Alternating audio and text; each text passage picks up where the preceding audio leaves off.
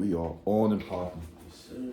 All right, shalom. Shalom. First and foremost, we give all praises and glory to Yahweh, Bahashim, Yahushua, Bahashim, Rakakadash. All right, that belongs to the apostles of GMS for Ruah, and shalom to the faithful men as well as continue doing the work of the Lord. All right, so Lord willing, GMS comes out once again. Little class, Lord willing. We went through Judges, so now about to go through Ruth. A little short, sweet book. You know what I'm saying? It's a very spiritual book because, and it's funny too, I was just thinking earlier today, like when I was a Christian, I remember Fantasia Christianity. I remember, because they have movies about this shit, the Book of Ruth and all that. And you just thinking, this Fantasia Christianity, they got such a low level. One thing they thinking of is just like a so-called love story. But this story goes way more. It's very important. It goes into preserving the line of David that eventually brought Yahushua. You know what I'm saying? We're going to touch on the kinsman, redeemer, and, like I said, link to Yahushua and, and just go into it and just what's pretty much the importance of the story. So, Lord willing, we can start with Ruth 1 and 1. Yep, I got you. Yep. Yes, sir. Let me see.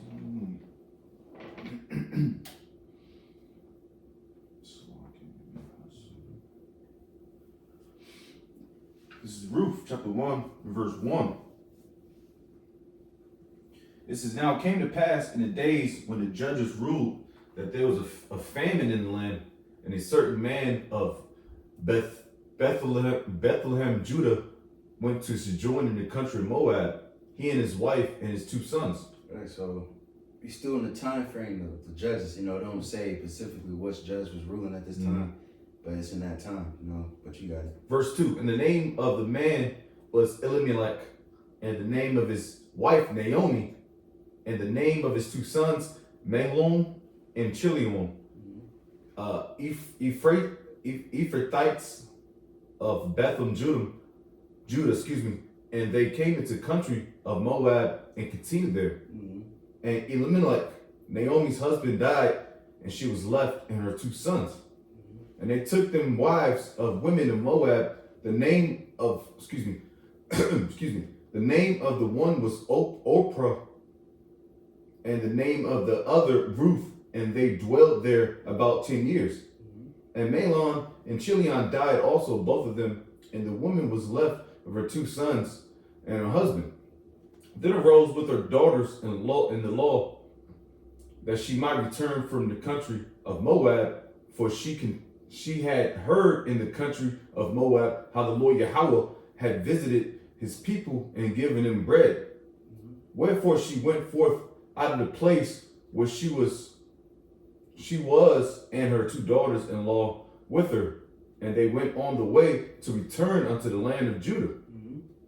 And Naomi said unto her 2 daughters-in-law, Go return each to her mother's house. The Lord Yahweh deal kindly with you, as ye have dealt with the dead and with me. Right, because, this is a beautiful story because, you see, all the husbands died and it's just, the mother-in-law and the daughters-in-law. So they don't really have nothing, you know what I'm saying? So, but, then there's that kinsman redeemer that's going to redeem everything, you know what I'm saying? And pretty much restore everything. You see, because now they don't have shit. Yeah. They threw. And it's a famine. It's just mentioned in the first verse is a famine. You see, so you got it. Smack. Gone. Damn. That shows you that you women, you need us. We don't need you bitches, man.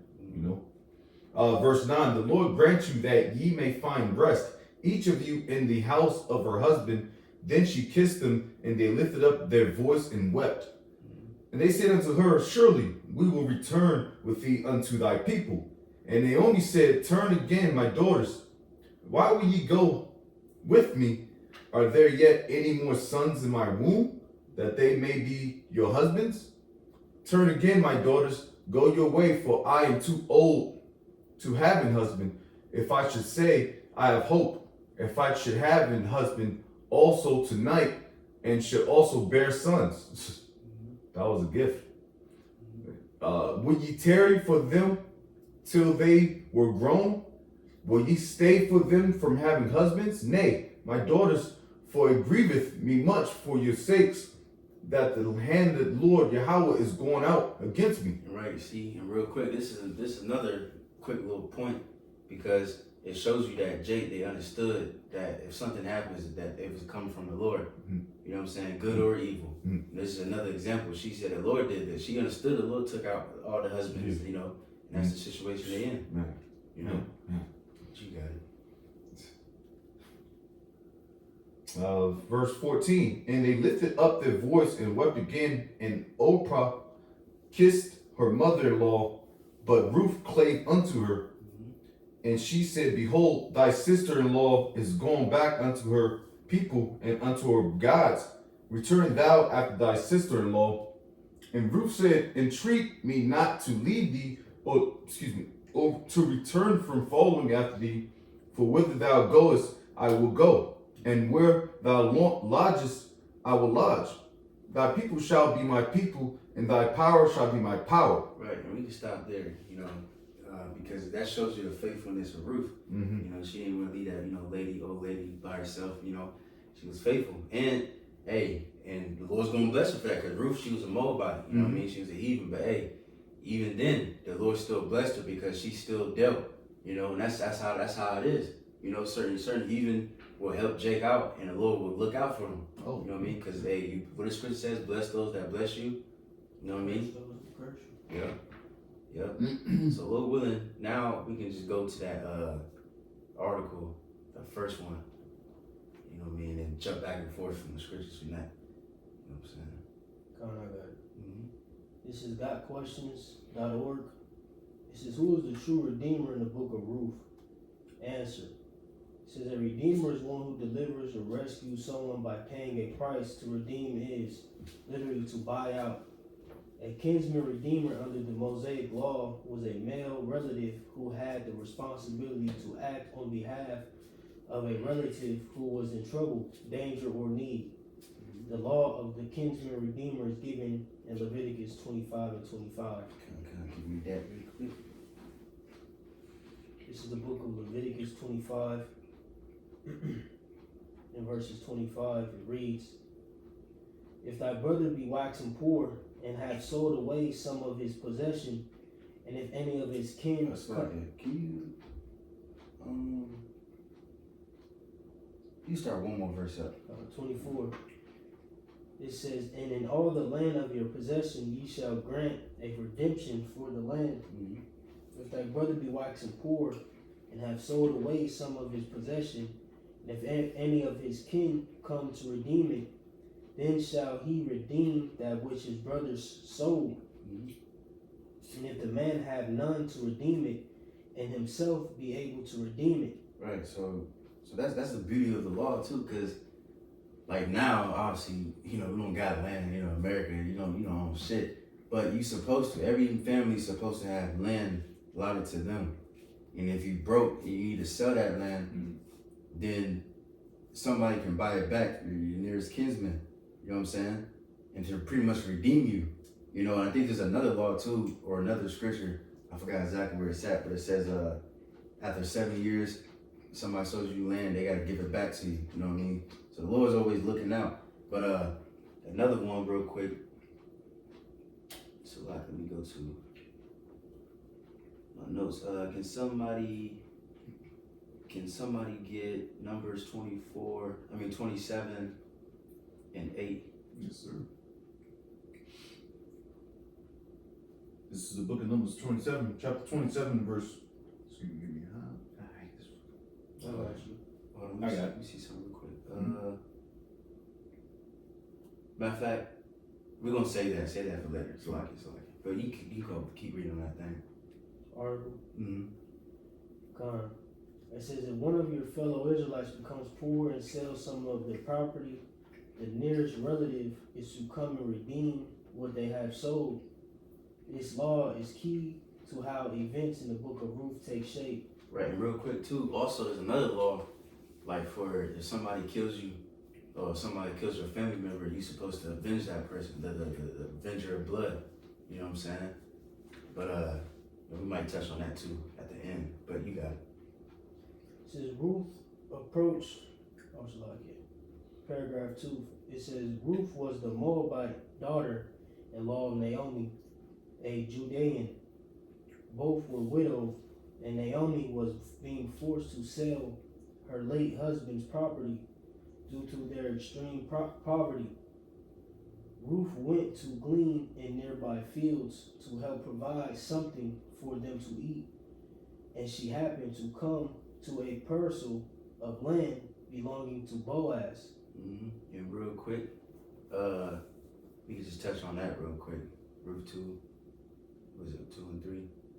Yep. This book of Ruth, verses 2 and verses 3. It says that she went. Shall I just get 2? Yeah, kind of. Oh, you started 1. Yeah, you can start 1. It says Ruth 2 and 1. And Naomi had a kinsman of her husband's, a mighty man of wealth of the family of Elimelech, and his name was Boaz. And Ruth the Moabitess said unto Naomi, Let me now go to the field and glean ears of corn after him, in whose sight I shall find grace. And she said unto her, Go, my daughter. And she went and came and gleaned in the field after the reapers, and her hat was to light on a part of the field belonging unto Boaz, who was of the kindred of Elimelech. And behold, and behold, Boaz came from Bethlehem and said unto the reapers, Yahweh be with you. And they answered him, Yahweh bless thee. Then said Boaz unto his servant that was set over the reapers, Whose damsel is this? And the servant that was set over the reapers answered and said, It is a Moabitish damsel that came back with Naomi out of the country of Moab. And she said, I pray you, let me glean and gather after the reapers among the sheaves. So she came and have continued even from the morning until now. And she tarried a little in the house. Right. And real quick, let's get that law too. The glean. Let me see. I believe it's in Leviticus 19. God. So Leviticus 19. And I'm going to start at 8. It says, Therefore everyone that eateth it shall bear his iniquity, because he hath profaned the hallowed thing of Yahweh, and that soul shall be cut off from among his people. And when ye reap the harvest of your land, thou shalt not wholly reap the corners of thy field, neither shalt thou gather the gleaning of the harvest. And thou shalt not glean thy vineyard, neither shalt thou gather every grape of thy vineyard. Thou shalt leave them for the poor and stranger. I am Yahweh your God. Right, so it was like a little welfare system. Yeah. You know what I'm saying? That she was doing. And, pretty much to sum it up, that next was chapter 2. Boaz found out that she was, family pretty much. And then he pretty much showed mercy, like told his servants, leave a little extra out for her. Don't rebuke her. Let her gather. So she pretty much gathered up a lot and brought her back to her mother-in-law. You know what I'm saying? So it's beautiful. Because you think about what's going on today, how Big Daddy Esau is taking up all the resources, so to speak. The EBT, the $50 rent, fucking, a month thing that is just taking your resources away. That shows you that he's the devil, But y'all rely on him too much, Real quick. Let me read this real quick. Isaiah 1 and 17. Learn to do well, seek judgment, relieve the oppressed, judge the fatherless, plead for the widow. This was in our law. This was in the scriptures multiple times. We should care for the poor. We should care for the widows. You know what I mean? Because this is what's going on. The widows in the ancient world, some of them probably died without children. They was through. So you got to look out for them, for the poor, for the homeless. You know what I'm saying? And there's just other different laws too, where it says don't take the bed from under the poor or something like that. And then I believe you go into like the customs of the scriptures, because like the poor would have like multiple garments, and then they would use the garment for like a blanket, and then pretty much, you know, if you so damn wicked, you would take that shit away from him too. You know what I'm saying? Going into Esau, you know, he takes away he wants even your bed that you lying on. You can't even sleep, you know, in the woods or whatever the case. That shit illegal. You can't even go fishing. You can't collect rainwater. This man wants everything, but according to the scriptures, you're supposed to leave that out for the poor. You know what I mean?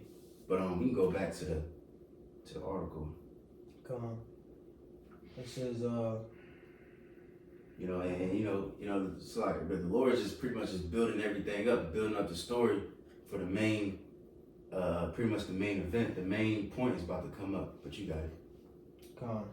It says, Ruth approached Boaz and asked him to act on her and Naomi's behalf. Oh, let me see. So like I gotta finish this up. It says that evening Ruth told Naomi the name of the man who owned the field, and Naomi was hopeful. The man is a close relative. He is one of our kinsmen redeemers. It says Ruth approached Boaz and asked him to act on her and Naomi's behalf as their kinsman redeemer. Ruth 3:9. Let me get it.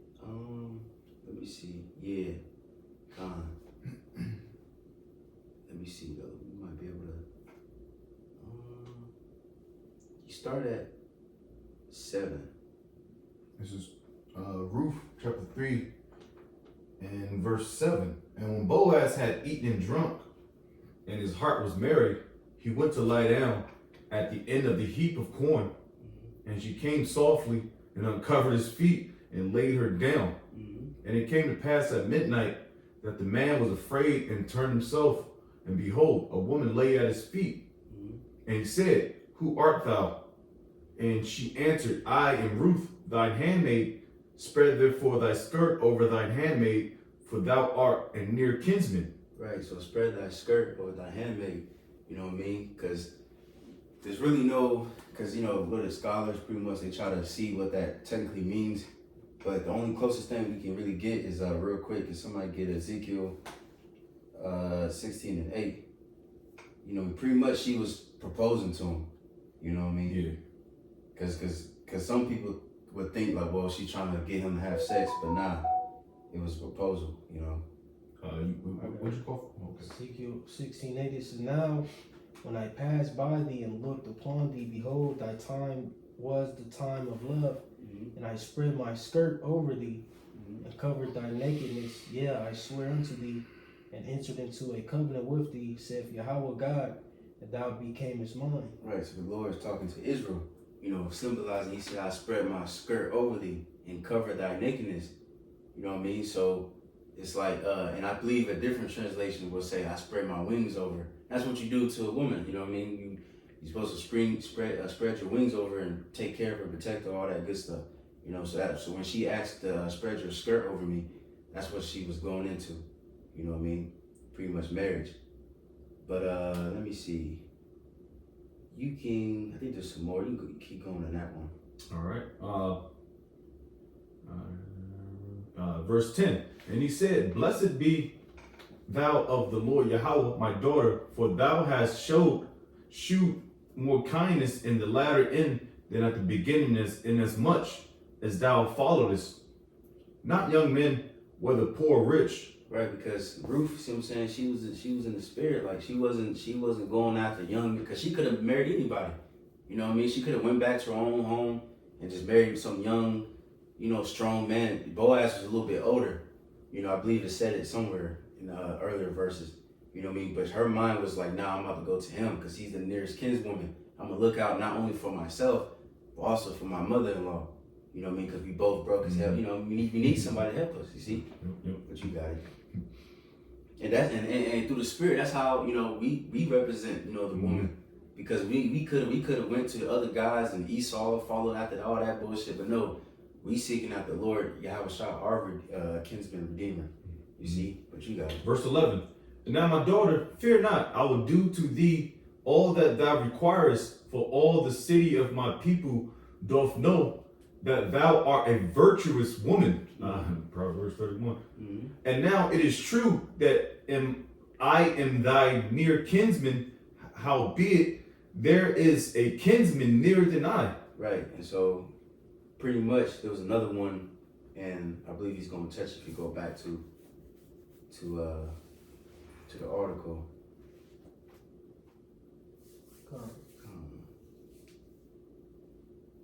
It says, Ruth, I think in paragraph 3 now. Mm-hmm. It says, Ruth approached Boaz and asked him to act on her and Naomi's behalf as their kinsman redeemer. Boaz was willing to purchase their property, marry Ruth, and provide for the two women, but there was a near relative who was first in line for the job. Boaz assured Ruth that one way or another she will be redeemed. If the other relative does not want to redeem you, as surely as Yahweh lives, I will. Mm-hmm. The next day, Boaz went through the legal process to become the kinsman redeemer for Ruth and Naomi. Right, and real quick, I don't believe they touch on it a little bit, but pretty much the other kinsman, he was like, nah, I'm cool, because if I do take her in, it's gonna mess up my inheritance. So he let's touch on that real quick. Taking a shoe and all that. Yeah, yep. Was that what they gave you? Oh, Ruth 4. Let's get to the point.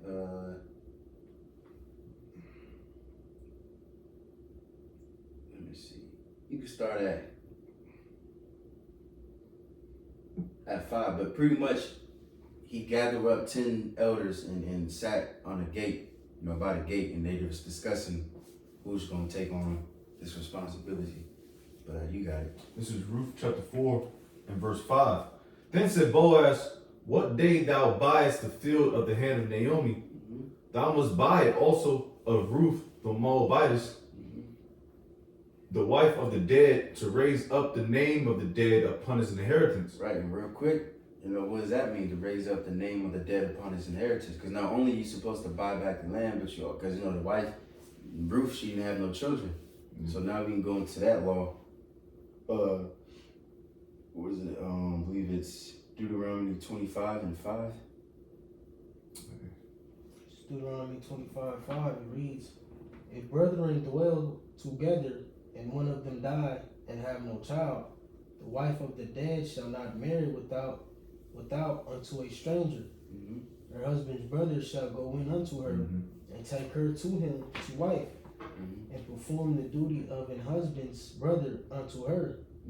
So that's what you're supposed to do, because reincarnation. If that brother dies, you gotta bring him back. You know what I mean? Matter of fact, one more verse, because it's gonna go into that. And it shall be that the firstborn which she beareth shall succeed in the name of his brother, which is dead, that his name be not put out of Israel. Right. So his name should not be put out in Israel. And that's why in the book of Genesis, who was that? I forgot his name, but Judah. Yeah, Judah and his sons. One of his sons died, and the other one took on the wife, but he busted on the floor. Yeah, he blew. So the Lord killed him. Yeah, put him to death. You know what I mean? And then she had to disguise herself as a harlot, and then Judah, ended up doing it, and then restoring back that line. You know what I'm saying? Crazy. But you can keep going. Now Deuteronomy. Verse 7. And if the man like not to take his brother's wife, then let his brother's wife go up to the gate unto the elders, and say, my husband's brother refuseth to raise up unto his brother a name in Israel. He will not perform the duty of my husband's brother. Then the elders of the city shall call him and speak unto him. And if he stand to it and say, I like not to take her, then shall his brother's wife come unto him in the presence of the elders, and loose his shoe from off his foot, and spit in his face, and shall answer and say, so shall it be done unto that man that will not build up his brother's house. Right. You see, you're supposed to, because that's that shit off, man. You're supposed to build up your brother's house, and restoring that inheritance, But so now we can go back and you can't get offended at this either. Right. Cause you know that them heartstrings will pull you like, hey, Yeah. you fuck, you know what I'm saying? Yeah. We'll talk off camera. You gotta, you wanna go back to the article or? To that Ruth 4. Yeah, back at Ruth chapter 4, verse 6. And the kinsman said, I cannot redeem it for myself, lest I mar mine own inheritance. Redeem thou my right to thyself, for I cannot redeem it. Now this was the manner in former time in Israel concerning redeeming and concerning changing, for to confirm all things a man plucked off his shoe and gave it to his neighbor. And this was a testimony in Israel.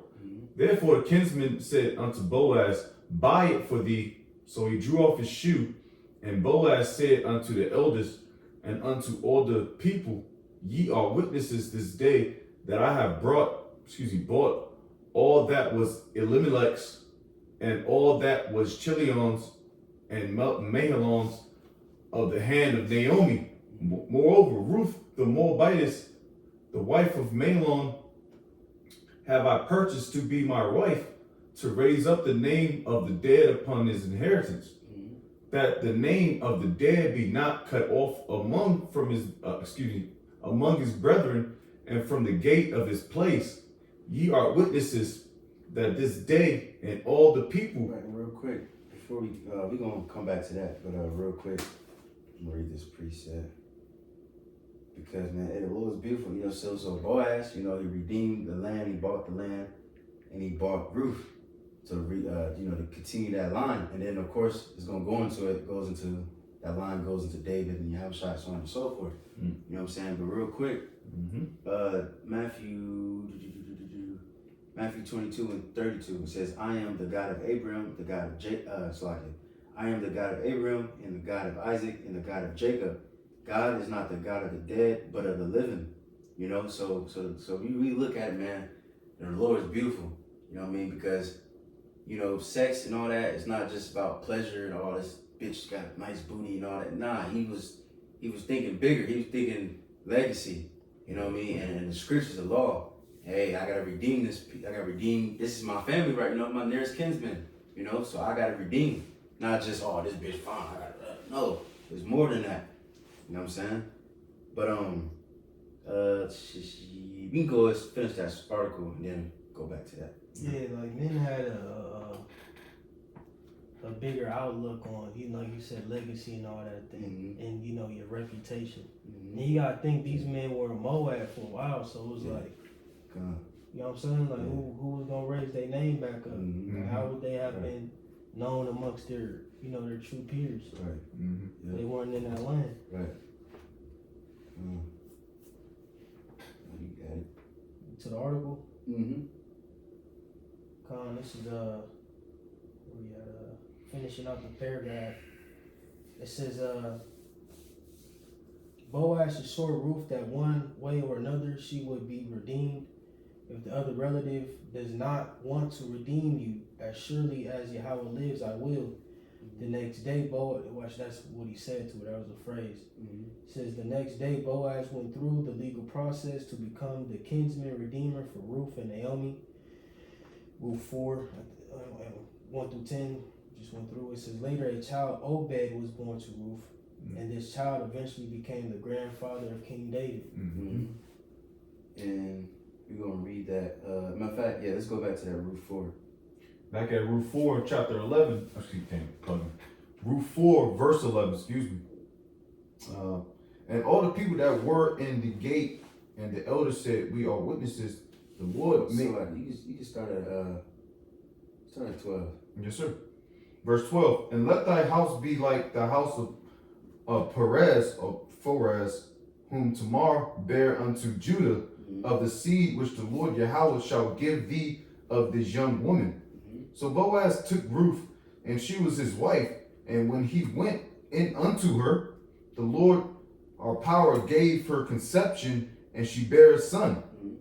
And the woman said unto Naomi, blessed be the Lord, which have not left thee this day without a kinsman, that his name may be famous in Israel. And he shall be unto thee a restorer of thy life, and a nourisher of thy own age. For Right. thy... Right. See, it was story of that life, man. Damn. Yeah, that's fly. This man changed their life, man. They was through. You know what I mean? This is like, it's so much bigger. Like I said, it's so much bigger than just, oh, I love this girl that's married. Like, this is, you know what I mean? That's how the Lord is. That's how the Lord intended it from the beginning. You know, because today everything is romanticized and watered down, and it's just there's no real drive to it. You know, I just want to marry a woman because I'm lonely. You know, and we gonna have a wife and kids. Nah, in the ancient world, I want kids and I want to have sons and I want them to rule and I want them to be pretty much what's it called, the extension of me and of my glory. You know, I'm gonna have wives. You know, have multiple wives sometimes to further the house and the riches. And then you got all these children and they can bring you riches. You know, but some of us have farms. You know what I mean? So your children will be on that farm working for you. They be like your own little workers. You know, or your sons might be in an army general and they might go fight. You know what I mean? And attain glory for you in your house. You see? But anyways, you got it. Yeah, then you got niggas like what's his name? Kevin.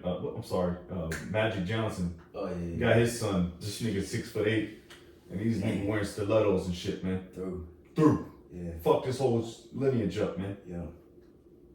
Yeah. Crazy. Yeah, that's crazy. And it was, excuse me. But so like when you were saying that, I was thinking like other like celebrities like Mike Tyson, you know.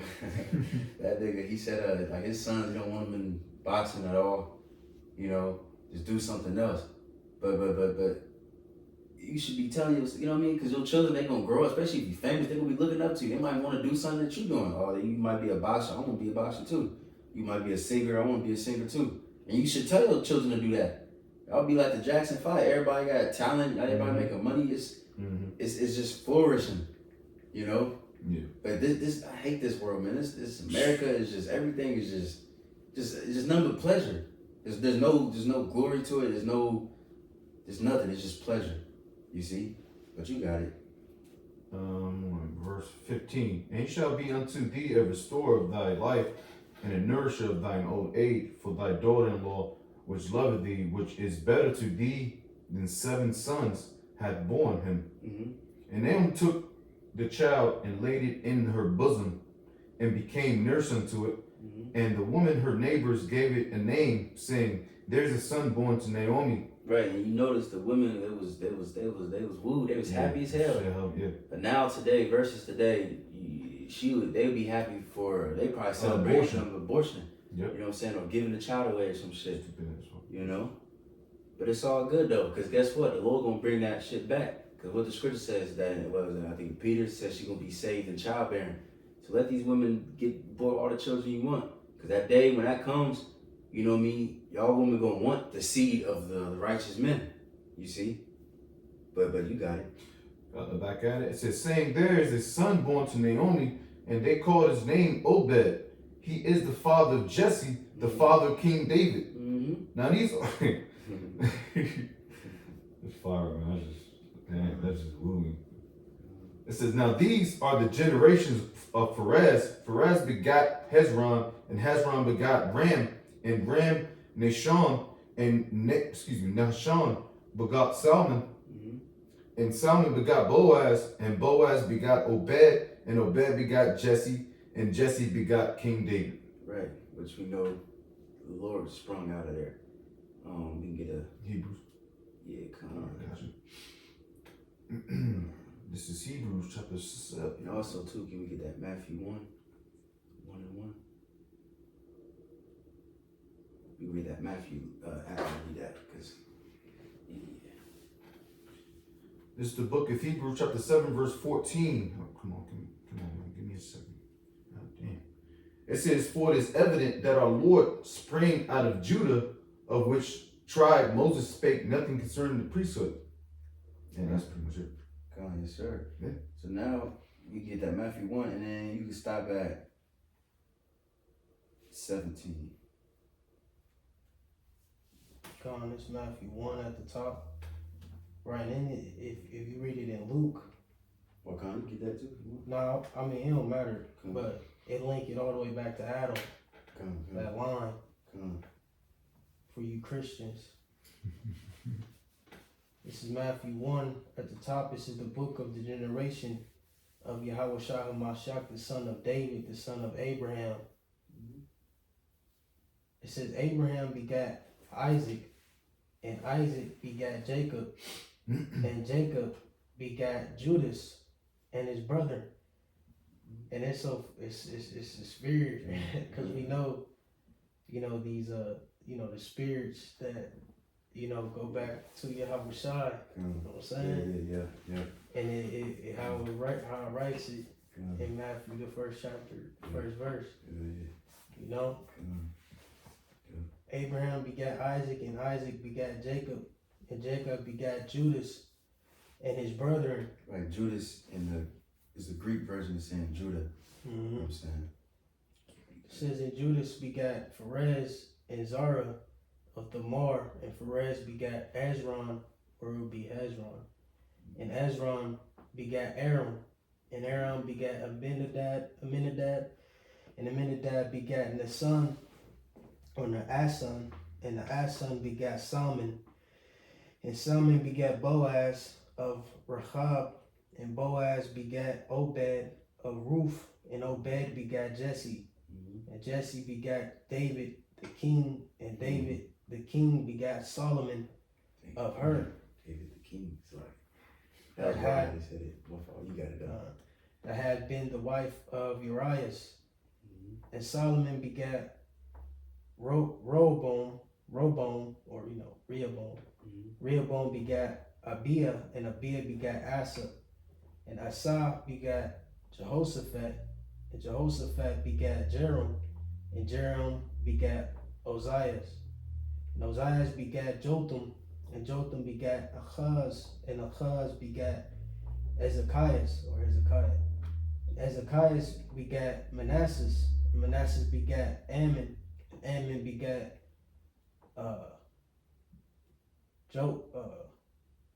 Josias. Josias begat Jeconias and his brethren about the time they were carried about to Babylon. And after they were brought to Babylon, Jeconias begat Salathiel, and Salathiel begat Zerubbabel. Zerubbabel begat Abiud, and Abiud begat Eliakim. Eliakim begat Azar, and Azar begat Sadak. Sadak begat Achim, and Achim begat Eliud. And Eliud begat Eleazar. Eleazar begat Methan, and Methan begat Jacob. And Jacob begat Joseph, the husband of Mary, of whom was born Hamashiach, Yahweh Shai, in whom was born Yahweh Shai, who is called Hamashiach. Right, you see? So it just shows you the point, it mentioned Ruth, you know what I'm saying, and Boaz, and of course, like I said, Yahweh Shai. And it says what? And Jacob begot Joseph, the husband of Mary. So that shows you too that Joseph was the actual father of Yahweh Shai, not an angel. You know what I'm saying? But so now we done with that. We can just, last but not least, did you read that part as a theme of redemption? What, the article? Yeah. I think I did. Let me see. I read 3 paragraphs. Come on. Can you read where it says the theme of redemption? The one after the Ruth 4, and then you just skip to perspective 4. And you're done with that. You got it. So the theme of redemption found throughout the Bible is central in the book of Ruth. In studying Ruth, some raise a question of who is the true redeemer in the story. The answer depends on the perspective one takes. Right, because it goes into Boaz and Ruth and all that, but Boaz was the physical, literal kin's redeemer, but no, it symbolized Yahweh Shai. So we can go to perspective 4.